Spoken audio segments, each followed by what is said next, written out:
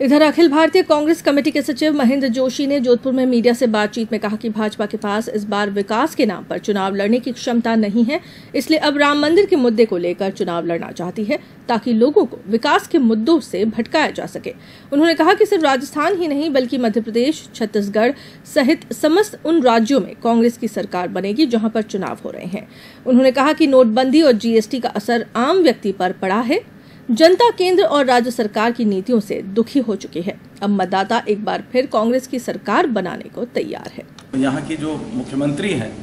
वो प्रधानमंत्री को शायद प्रधानमंत्री मानती हैं कि नहीं मानती हैं, पब्लिक डोमेन में तो दिखाती हैं, लेकिन जैसा समझ में आता है कहीं ना कहीं वो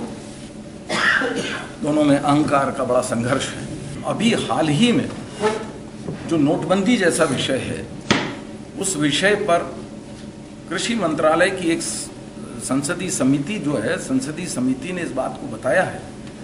कि नोटबंदी के कारण किसानों को जिस प्रकार का बड़ा नुकसान हुआ है, आम आदमी के जीवन पे जो प्रभाव पड़ा है, साथ ही मैं कहना चाहूँगा कि रघुराज रामन जैसे बड़े अर्थशास्त्री, जब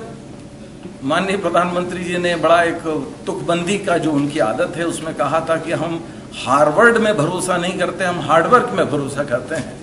लेकिन वो सारी की सारी बातें उस समय तक, उनके भाषण तक तो उन्होंने वो सारी बातें कह के तालियां बजवाई, लेकिन वर्तमान में ये सभी जान रहे हैं कि 97.3% पैसा जो नोटबंदी से वापस लौटा, देश की 86% करेंसी को अचानक बंद कर देना, पूरे देश को लाइन में खड़ा कर देना और अल्टीमेटली उसके ऊपर बड़ी बड़ी बातें कहना, आज कृषि मंत्रालय ने स्वयं स्वीकार किया है कि नोटबंदी एक बड़ा ही डिजास्टर था, एक बड़ा अनसोचा, बिना जाना बिना योजना के कोई कदम उठाया गया और उसके कारण इस देश को नुकसान हुआ।